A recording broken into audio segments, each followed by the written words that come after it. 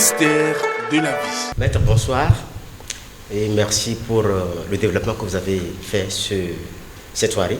Ça nous a permis quand même d'être dans le courant de tout ce que vous nous disiez et que bon, on est dans le mouvement, ce n'est pas vous seuls qui avez parlé. Maintenant, on a l'habitude de dire souvent que la liberté est la vraie conquête. Et moi, j'aimerais savoir aujourd'hui comment peut-on vivre une vie, c'est-à-dire une liberté libérée. Merci, c'est une très belle question. Malheureusement, il y a des étapes, il y a suffisamment d'étapes qui amènent à une vie libre. Puisqu'il y avait suffisamment de moules qui vous a gardé ou qui vous ont gardé dans le passé. N'oubliez pas la puissance de l'éducation. L'éducation est comme un arbre ou un bois vert qu'on a façonné par rapport à son utilisation. Quand on veut la hache, on façonne le bois pour qu'il devienne hache. Mais vous n'allez pas façonner un bois de hache pour en faire une roue. Autrement, cette roue sera lourde à utiliser. Donc, on façonne quelque chose pour l'utiliser. Et lorsqu'à un moment donné, les Africains ne se possédaient plus, c'est-à-dire quoi? Désormais, c'est d'autres personnes qui les possèdent, d'autres puissances qui les possèdent. Ces puissances ont imposé leur éducation à l'Africain afin de l'utiliser ou bien d'utiliser l'Afrique. Donc, la puissance de l'éducation, vous l'avez affrontée d'abord. D'abord, vous l'affrontez au niveau de votre famille restreinte. On dit langue maternelle. Si la langue est maternelle, tous les premiers gestes sont aussi maternels. Qu'est-ce que votre maman ne vous a pas fait faire? L'initiateur ou l'initiatrice de votre vie, c'est d'abord votre mère. Elle va vous inculquer ce savoir, encore ça, encore ça, encore ça. Et ça dépend de son illumination pour que vous soyez illuminé. Si elle-même n'était pas libre, mentalement, psychiquement, psychologiquement, comment est-ce qu'elle peut vous inculquer un savoir de liberté? L'autre point d'éducation, c'est déjà la famille et l'entourage, le milieu de vie. Si le milieu de vie n'est pas libre, comment vous pouvez être libre? Vous serez conditionné par votre milieu vital. Vous restez conditionné par votre milieu vital. Et les milieux se succèdent. Si vous quittez la maison, vous irez peut-être à l'école. L'école là aussi vous conditionne. C'est un autre moule. Et vous quittez l'école, les dimanches, vous irez à l'église. On a ouvert les églises, les mosquées. Alors, c'est pour vous conditionner encore. C'est toujours des moules. Il y en a des moules, des moules, des moules. Et demandez-vous, de ces moules-là, les vrais moules sont ce que les prédateurs ont amené, les puissances ont amené. Parce que dans la maison, le père ne peut pas chercher un mauvais côté en toi en te donnant une éducation. Dans la Bible, Jésus dit, aussi mauvais que vous soyez, combien parmi vous, les enfants vont demander du poisson et vous allez leur remettre du serpent. Ce n'est pas votre Père qui est déjà à perfection totale qui peut vous donner des choses qui sont mauvaises pour vous par rapport à la vie. Et donc papa et maman ne peuvent jamais chercher ton mal en t'éduquant. Bien sûr qu'ils peuvent ne pas être libres, ils peuvent ne pas être libres eux-mêmes. Mais les autres, qu'est-ce que vous pensez de l'école et de l'église? L'école et l'église sont venus pratiquement là au même moment. On sait qu'on vous éduque en plein temps à l'école et on vous éduque pendant votre repos à l'église. Et c'est là que vous êtes conditionné carré. Si Jésus dit, je vous dis que Jésus est un grand maître avec un savoir illimité, un homme vertueux, un homme bourré de lumière, mais il n'est pas mon Dieu, ça va vous gêner. Pourquoi? Parce qu'on vous a répété tellement qu'il est votre sauveur. Jésus est mon sauveur, Jésus est mon sauveur, Jésus est mon sauveur. Alors si Jésus est mon sauveur, qu'en est-il pour Inoptep 4, Inoptep 3, 2, Akhenaton, tout ton canon, Moïse, Wegbadia, Oromila, Krishna, MS, Enoch, Orphée, Agrippa? Ces personnes ne sont pas des âmes évoluées. Il n'est pas le seul maître. Vous pouvez peut-être aller chercher ça sur l'internet, les 7 grands maîtres, encore que c'est quelqu'un qui a écrit. L'univers est peuplé de grands maîtres, de grands âmes. Il y a même des grands âmes, il y a des grands avatars qui n'ont pas parlé, mais qui ont fait des choses exceptionnelles. C'est pas parce que lui, il a enseigné au monde et dit-il qu'il est mort sur croix. On ne peut pas mourir sur une croix et dire qu'on est mort sur la croix. Il est mort sur une croix. Ou bien, puisque à sa mort, il y avait quand même 2 voleurs qui l'avaient encadré. Ça veut dire qu'on nous dit qu'il n'est pas mort sur la croix. Il est mort sur une croix. Il n'est pas mort sur les 3 croix ensemble. Il est mort sur une croix. Alors tu dois mourir sur ta croix aussi. Et donc, pour retrouver ta liberté, tu dois reformater ton esprit. Puisqu'on l'a trop formaté. On l'a trop formaté. On t'a dit comment il faut adorer ton Dieu. On t'a dit comment tu dois réfléchir. On t'a dit comment tu dois boire. On t'a dit même comment tu dois t'habiller. Vous pensez qu'en Afrique, on est même en train de refuser à beaucoup d'enseignants même de porter bomba et de venir à l'école. Il faut s'habiller comme un Français. Au minimum comme un Américain. Ça veut dire quoi? On n'apprécie pas ta culture. On te dit si tu dois évoluer par ta culture, tu risques d'être libre. Et si tu es libre, nous on ne peut plus t'utiliser. La preuve qui n'est pas libre est esclave. Et on n'est pas esclave dans le vide, on est esclave de quelqu'un. Et donc vous n'êtes pas libre parce que vous êtes esclave de quelqu'un. Vous n'êtes pas libre parce que vous êtes esclave peut-être de vous-même.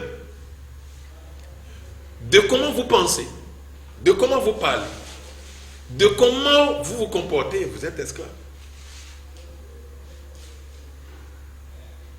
On vous dit d'adorer un Dieu qui est dans le ciel, ou qui est au ciel. Et au même moment, on dit Dieu est omniprésent. Et vous-même, vous regardez au ciel.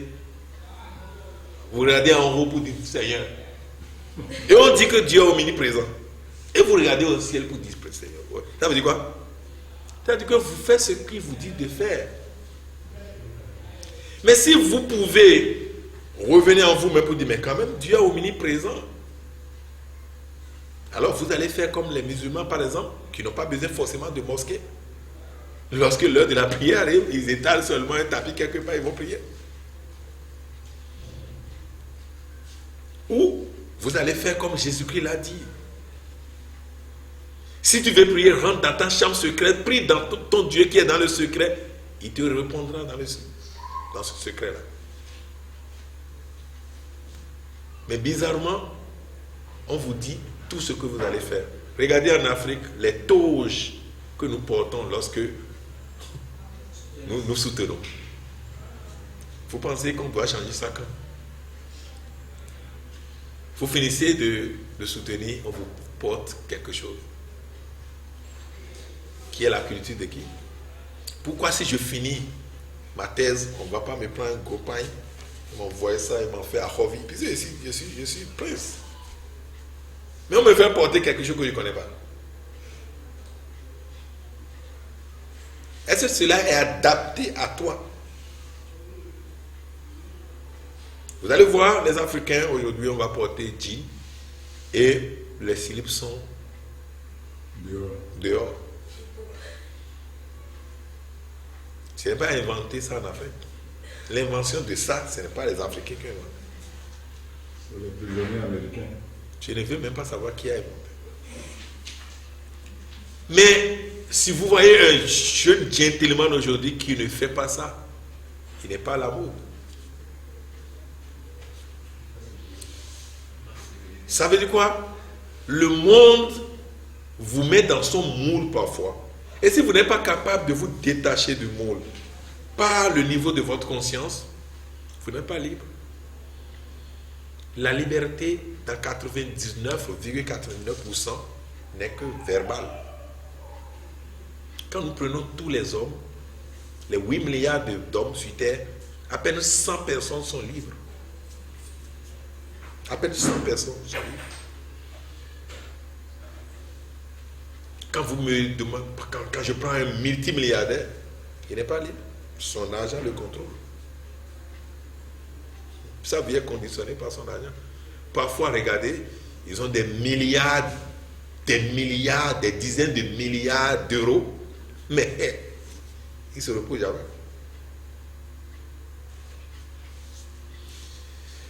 Je crois que Orunmila était couché au bord d'une rivière et Maître Longfille devait aller faire la guerre. Mais il faut quand même venir dire ça aux sages. Il s'est approché de Orunmila et dit: bonjour le sage. Orunmila dit: que veux-tu faire? J'entends le bruit de tes soldats. Vous vous apprêtez pour aller détruire des vies que vous n'avez pas créées. Il dit: oui. Il dit: mais quand tu finiras, qu'est-ce que tu veux faire avec ça? Il dit: je vais conquérir le monde. Et le Orunmila arrive fatigué. Il dit: moi je n'ai pas conquis le monde, mais pourtant je suis heureux. C'est quand vous êtes prêt à faire des choses par vous-même, à réfléchir par vous-même, à vous comporter en vous-même et rester fier du résultat, quoi qu'en soit le résultat, c'est en ce moment que vous allez devenir libre. Le jour où vous pouvez penser par vous-même, parler par vous-même, faire par vous-même et être fier du résultat, quoi qu'en soit le genre, c'est le jour là où vous serez libre. Mais si vous faites ce qu'on vous dit de faire, les résultats ne vont pas vous plaire. Et vous ne serez jamais content. Vous ne serez jamais fier de vous-même. Si Thomas Edison devait écouter les gens, il n'y aura pas l'ampoule électrique. Mais il a cru en lui-même. Il a agi par lui-même. Il a fait tellement des essais. 10 000 essais. Il a échoué. Mais il a continué jusqu'à il a réussi. Il est libre. Les inventeurs sont libres. Ils ne refusent pas les critiques. Parce que tout ça là constitue des obstacles à votre liberté. Ils transcendent des critiques. Ils sont libres. Ils sont responsables. Et ils réussissent toujours tout ce qu'ils entreprennent. Donc, si vous voulez la liberté vraie, essayez de faire par vous-même. Restez vertueux. Apprenez les lois universelles cachées en vous. Manifestez ces lois. Et vous êtes libre. Autrement, vous êtes comme un arbre.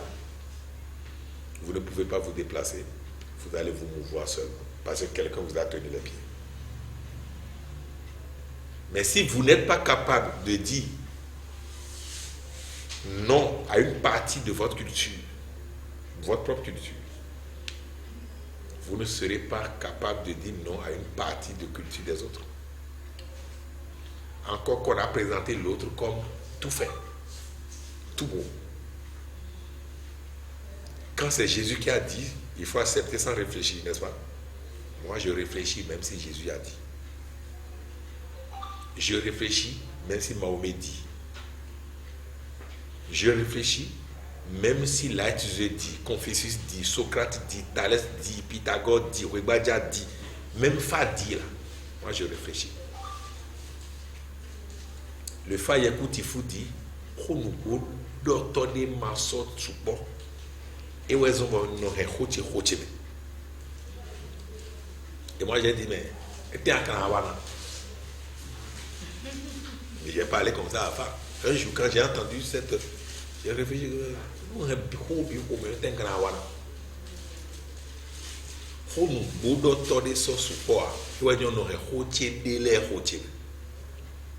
Ça, c'est bien joli pour moi. Pour moi. Mais des natons, forcément, des matons, c'est Wande. Des natons, c'est Wande. Donc, il faut que vous pensiez par vous-même. Quand on vous donne des sujets de dissertation à l'école, vous faites quoi? Vous faites la thèse. L'antithèse, ça veut dire que vous critiquez. Alors pourquoi, si c'est Jésus dit, vous ne trouvez pas d'antithèse? Pourquoi c'est Mahomet qui dit, vous ne trouvez pas d'antithèse? Pourquoi c'est Krishna qui dit, vous ne trouvez pas d'antithèse? Bouddha dit, vous ne trouvez pas d'antithèse. Votre culture dit, vous ne trouvez pas d'antithèse. La Bible dit, vous ne trouvez pas d'antithèse. Trouvez d'antithèse d'abord avant de faire la synthèse. Et c'est la synthèse qui vous libère. Ce que je pense par rapport à ce que l'autre pense, les deux ensemble, le point de concours. C'est ça qui peut me libérer. Donc si vous voulez être libre, soyez libre. Merci.